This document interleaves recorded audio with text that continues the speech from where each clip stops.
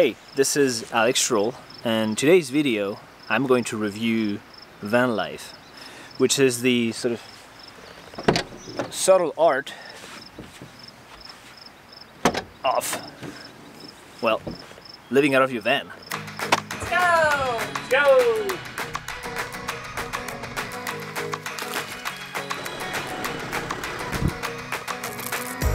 Yeah. Our only job right now is to survive.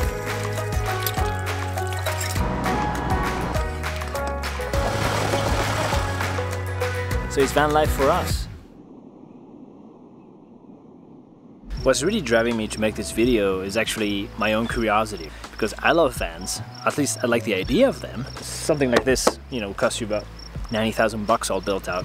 I don't want to go and do that and then realize that A, I don't like the way I built it, you know, I don't like the way things are placed in there, or B, I don't like van lifing at all.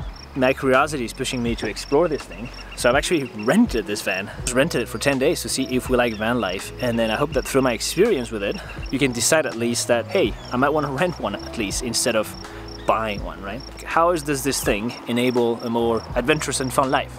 That's what I'm trying to answer. But the main thing is that I want to give you what the experience of van life is through my own first experiment, so you can decide if you want to give it a try or even build your own van.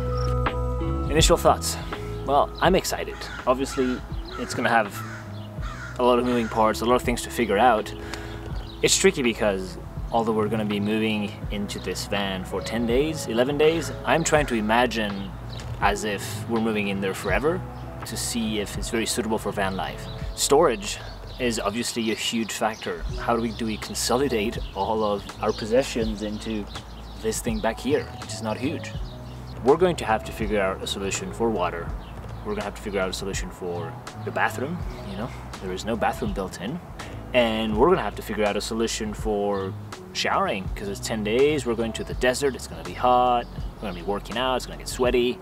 Well, when thinking about it, I think I'm the most nervous with the idea of living in such close quarters. It's teeny, right? There's just, the space is what you see is what you get, right? If it's a rainy day, you're spending the whole day in there. Food is another one that's worrying me, because I love cooking and I love to have fresh ingredients as much as I can and spend time cooking, so there's no kitchen in there. So that's, yeah, I'm worried about that. Like, can this van keep up with our usual lifestyle? You know, working out, biking, or Andrea does her yoga. Can this van support that for an infinite amount of time? Remains to be seen.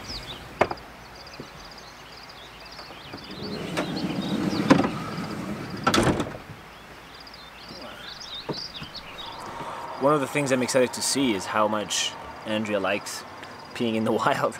She just woke up and she's like, I gotta pee. Where? Luckily there's a bunch of trees up here, so I'm hoping she likes it. Here's the only downside she's given to our plan of sort of sprintering. Oh, she's coming back. Good? C'était bien les arbres? Oui. J'ai pas filmé ça quand même.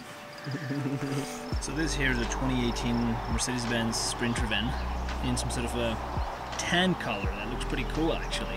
It comes with some pretty okay tires. The van's been built by a couple from Montana.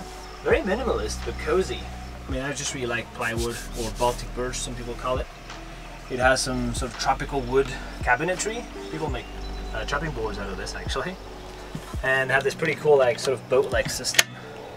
Pots and pans, clothing, Andrea keeps her clothing there, propane for the stove, boom, a pot, our little nicks and knacks and bits and bobs and toothbrushes and things. The coolest part perhaps is that you can run an electric kettle out of it and charge all your stuff while you're on the move, and all these things is connected to Xantrex Freedom, which are solar panels. There's a good little fridge here that fits a lot of things. This is supplies for about 6-7 days. I mean, obviously cold supplies. We keep the dry stuff, what do you call it, under here. Breakfast stuff, bread, and here's the cockpit. Pretty minimalist if you ask me for a 2018 thing. So all the electronics here are a bit old school. And that's the thing with vans, is that they're made for delivering packages by FedEx drivers, right? They're not made for people to do 1,000 miles and 5 days with them. That's the reason I'm a bit wary of vans and I wanted to try it before even thinking about buying one. It's because you can get a full-size pickup truck with a camper in it, like even a pop-up camper, and you know, trucks are much more well-appointed, better sound system, comfortable seats. This is a bit more Spartan, and I like it. It kind of reminds me of the Defender, but it's definitely not a luxurious mobile. For the sink, the guys who built it opted for minimal design, so there's just this big 22-liter 6-gallon thing, which just drains straight up down there, like outside. So you gotta be careful what you put in. A couple more drawers here, keep the rags, measuring cups, more utensils. And then for outside living, we have this TV dinner tables, which are super simple and great actually. Then at the back there's some more water, another 6 gallons here. And then a box of snacks and outdoor equipment bag with like running shoes, and I like to travel with some nice olive oil, grapeseed oil, balsamic vinegar, mirin, apple cider vinegar, some nice salt. And then this big box here is where the power inverter is, connected to the solar panels. And it tells you here how much juice you got left. So 100%, yes. It's always charging from the sun. And then up here, tons of space and the sleeping quarters with a full queen mattress, courtesy of the guys who built the van. Some nice pillows and Andrea's favorite sheets. This side there's windows, so each side has a sliding window here with mesh for insects. More windows here, also with a sort of mesh thing. Yes, the best part, the ladder. Let's go up. Now tons of space up here, and this is what's keeping all our stuff charged. Big solar panel and a massive roof rack here. We can have a ski box. That is Idaho. Let's get on the move.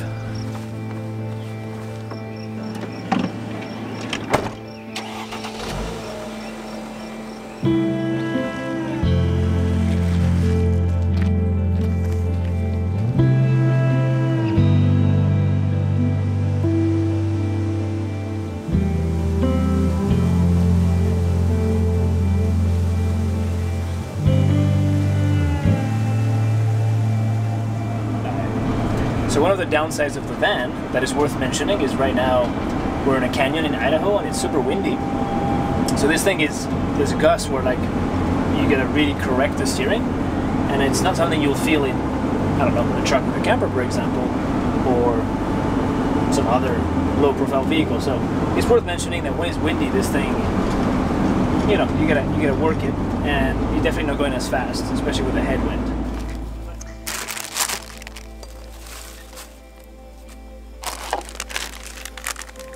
I was worried about cooking on the road for 10 days, but it turned out to be such a joy to just post up anywhere you want, post up the kitchen on wheels, and get prepping some fresh foods. The fridge was really nice and constantly cold, not like a propane fridge. We had all the things we needed, and just like cooking with a view is something I've really enjoyed.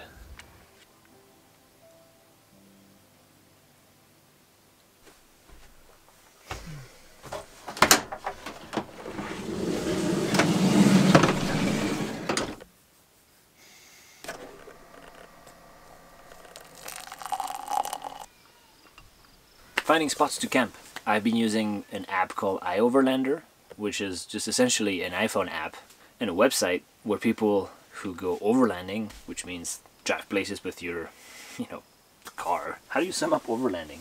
Hey Siri, what is overlanding? Overlanding. Yeah, that's a banking term. Essentially it's a place where people map where they sleep in their car. Just have this map, then you sort of zoom out and find tons of places. So recently I started having a bit of a lower back pains, and I consulted with a PT, and apparently I gotta strengthen my core. So here, I mean, you know what my core, you know what the core is. Isaac showed me this video of this guy making pull-ups. It was really exciting and motivating, so I've been doing the pull-up routine for about 3 weeks now, and I'm not gonna miss it on the road. So it's always been about finding the best branches. It's the branch quest.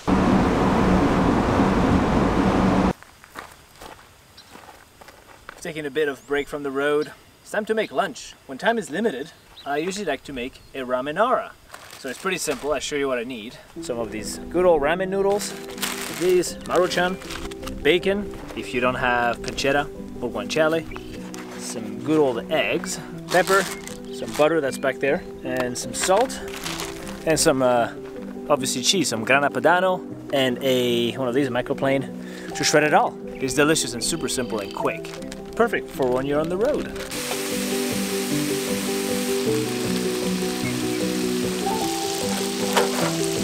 Crown of the dish.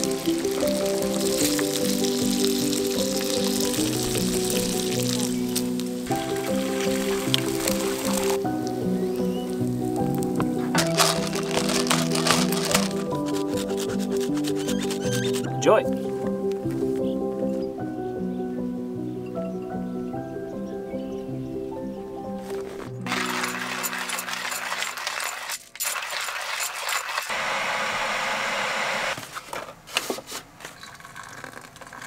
Good to give it a little swirl. Cheers.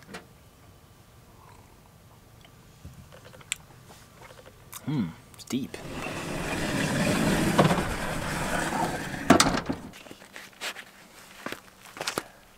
We've set up breakfast behind the van because it's precisely windy from the west and this is full east.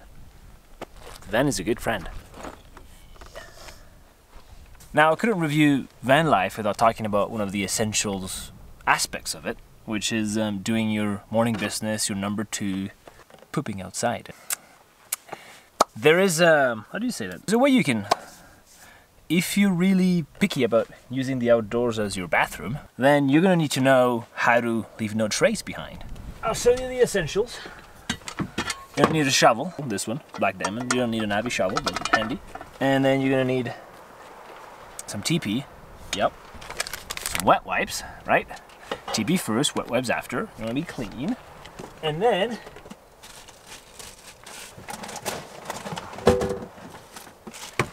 you'll need a little plastic bag like this. The whole point here is that nobody ever knows you've done your business right here, right? You have your little shovel, so you go dig a hole, as deep as you want it, you do your thing, you wipe, and then you put your used toilet paper here, carefully, you don't put any sort of, unwanted material on your fingers, and then you take that with you and you throw it in the trash, right? You don't want to leave toilet paper behind, even on a hole. The principle is that you just leave organic matter. Same with your wet wipes. I think I've said it all. Now I wish you luck with your outside bathroom experiences. The first time will be hard, but after that you'll get used to it. Wish me luck.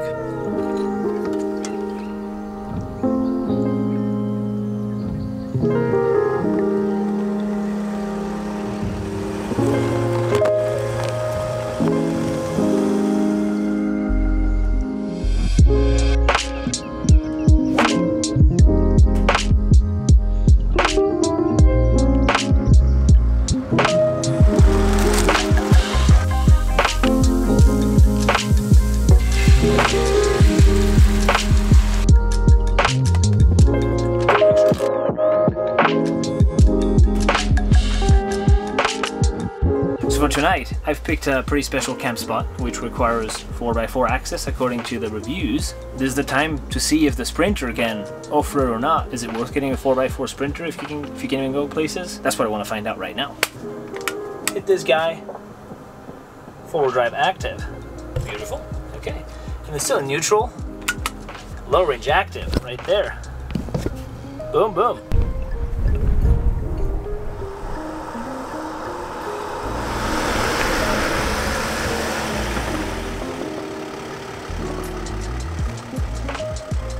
So we made it to camp without any issues. There was a few sections where I was glad there was low gear because it's sandy, and when it's sandy, if you're in high gear and the truck shifts, then you lose your momentum and you might get stuck. The sand wasn't too deep, but there's some spots where it definitely was good to have the low gear and obviously the 4x4. I don't think you'd make it up that hill without the 4x4. That's a big win for this guy. So far on what we've done, I haven't felt limited. It just feels like almost like a pickup truck. If you just want to go up some forest roads and even further when it gets a bit dicier, this thing does it. Yeah. I was impressed.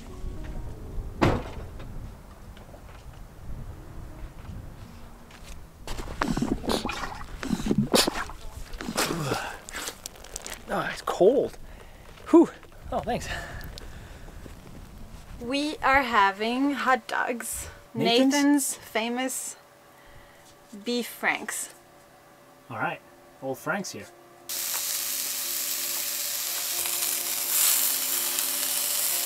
Is that a good Frank? It's so good. That was easy. I'm obsessed with hot dogs, I don't know why.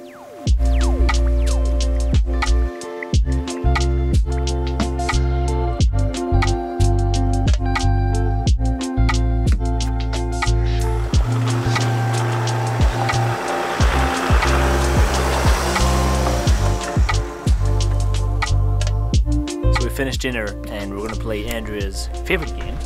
I don't know much about it.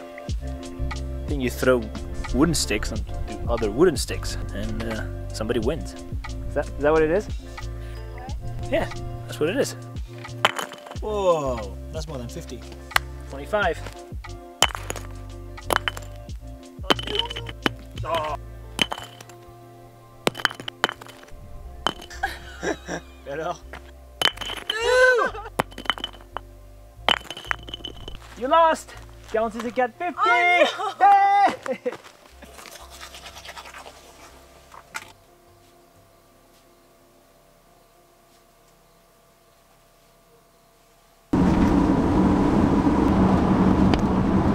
So we're camped out in the middle of just nowhere near the salt flats in Utah.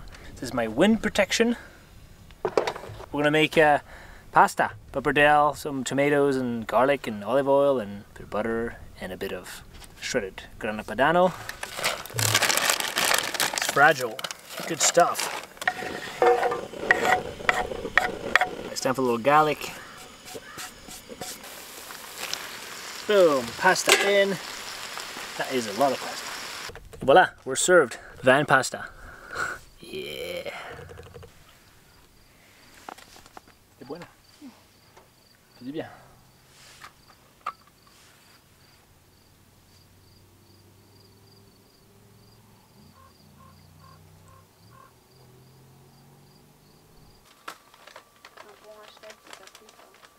I know this is called a sprinter, but today we have an endurance test. Is that funny? Whatever. So we have our longest section of road. It's a 7-hour stretch pretty much. Yeah, I think I'm excited to see how it's gonna do. So we're gonna call it the endurance test. How does it feel to drive 7 hours straight on an 85-degree day in the sprinter?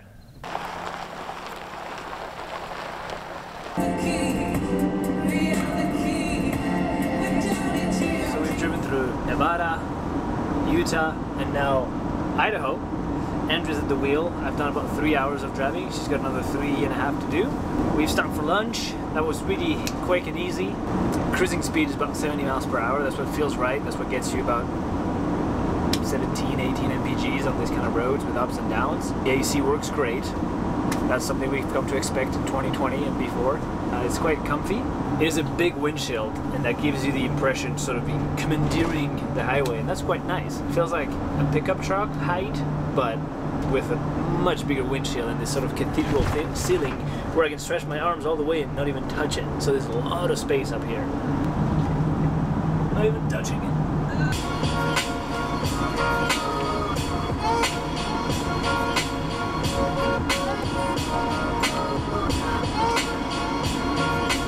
So we've stopped for diesel now. Andrea's filling it up, and I think it's a good opportunity to talk about range. So with one tank you get about 400 miles, and that takes about 18 gallons. Diesel is really cheap right now, so definitely a pretty economical way to travel.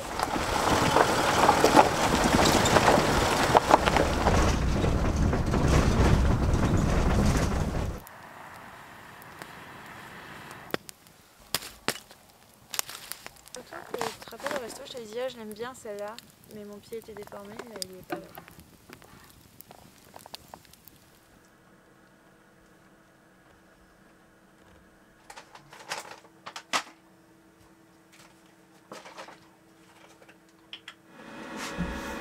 Strategic location just by the heater, huh?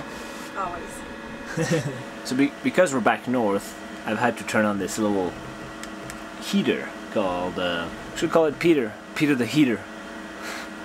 So it's pretty simple. You press the button on, you hit the temperature setting, and then You're in business 72. It comes with a pre-built timer of 10 hours. So when you turn it on, it goes to 10 hours and then auto shuts off unless you turn it off. And so far it feels really good. It's quite nifty because it's got to be 53, 54 outside. There's a lot of cows around. 20, 30 cows rubbing against the van this morning, licking the salt from the wheel wells. It was a good morning. So we rolled in yesterday night at camp. We're in northern Idaho, and I didn't film because it was a bit dark. Ended up being 6 hours and 45 minutes. We split the driving equally with Andrea, roughly. No, it wasn't rough. Andrea drove more. Okay, might have been working. So this is, we've called it the captain's chair. I don't know why. When you park, you can swivel it. So I'll show you how it works. I'm gonna push it back all the way front. All the way front. And then behind, there's like a little lever here. You just push that and rotate, and you're ready to eat the miles. You roll it back so that when they sit, it feels quite nice. That's the captain's chair. Oh! Oh! And they're really ignoring me now. That's rude. So behind me there's an awning that we used yesterday because it was raining. And now I'm gonna show you how you can fold it back. So you undo here, unclip this thing, lock it again here. Oh yeah, solid. And now we're gonna roll it back. Oh yeah. Like any house awning. So in the desert, it's been a bit harder to find trees to make pull-ups. But now that we're back north, there's a tree that's perfect that I scouted yesterday. So I'm gonna see if it works.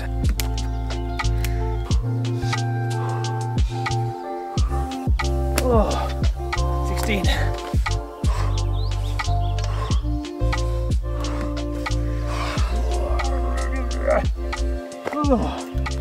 Oh.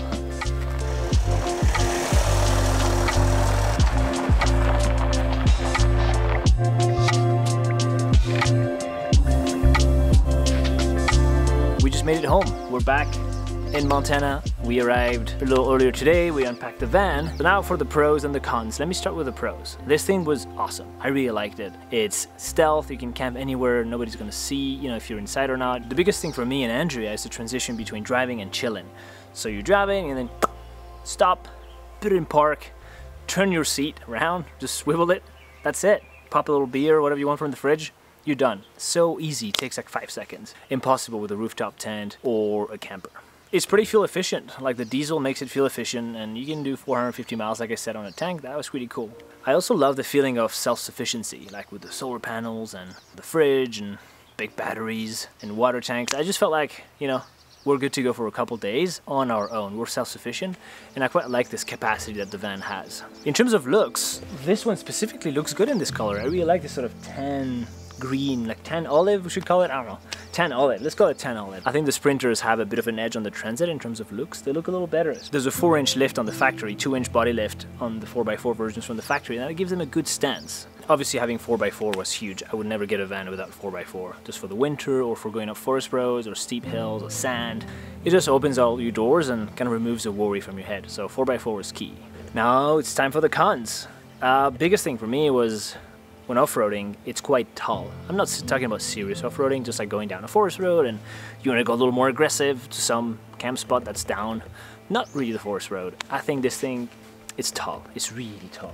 And it sags, so as soon as you hit a divot, you're just waiting for that moment. It's like, whoo, and whoo. So if you're a serious off-roader, you're probably not watching this and you probably shouldn't get a van. If you want to go forest road and a little further, this is perfect, especially in 4x4. Another big one, the wind noise. That got to us after like 6 hours, 7-hour drives. It gets loud in there just because of how tall it is again, the height. There's a roof rack on it too, it's not helping. So it gets kind of loud in there. Just after 6 hours, you stop driving, you feel a bit cooked, right? Like it's like, whew. In terms of specifics, if it was my van, it needs a proper kitchen inside with like 4 burners, an oven, and a big sink, and a little water tank, just so it's easy, because I love cooking, right? See all the cooking I've done, and it was quite of a process, and I don't think I would want to do it again. So it was my van, proper kitchen. And it comes down to what you want, right? What do you value? Before you set out to make your own van, you have to stop and sort of realize, like, what do I care about? Do I like cooking? Do I not like cooking? Do I need mountain bike storage? Do I need a kayak storage? The diesel was cool for the range, but the downside of the diesel is the DEF. You have to add diesel exhaust fluid, DEF, and it's a norm in the US and in Europe where you have to add this fluid to your diesel so it sort of drinks. It's kind of magical. I think it's acidic and it just drinks all the exhaust gases out and it makes diesel way cleaner. The plus side for the environment, that's good. The downside is that every 4,000 miles you're going to fill up your DEF tank. That's a bummer. I want to go back to the looks. The only comparable thing to the van is a pickup truck with a camper. I think I like the look of a pickup truck with a camper on better than the look of a van. Because no matter how you pimp it, it's still a massive long van and it's not very photogenic. I said it. It kind of lacks the charm, I think. That's the word. It doesn't have the charm that a truck with a camper can have. But it all depends on who you are, right? What do you value? If you don't need to take photos of it, you don't care about that, then boom, get the van. Even myself, I love taking photos. It's my job. I'm still leaning on the van side. Like, the question of this video is van life for us? I think it is. The only thing is the looks, but I think I'm convinced. I think I'm sold. Yeah, Andrea is gonna like hearing this. I think I'm sold, and she was sold too. I've questioned her throughout the trip, and she loved it. So it all depends on who you are. If you value looks, off-roading, maybe get a truck with a camper. It's debatable, right? Personal taste. But if you need the looks or the off-roading, the van is gonna be awesome and treat you really well. So that's it for this whole film, this whole adventure. I hope this helps you make an educated decision. I really think that if you're keen on a van, you should probably rent one. Little disclaimer, Outdoorsy let us use this one for free for this video. This one was $150 a day, so it's not that bad. For a weekend, 300 bucks, that's the price of a hotel. Thanks for watching. If you've enjoyed this, hit like, and if it's not too much to ask, hit the subscribe button if you want to see more of these. Thanks, guys.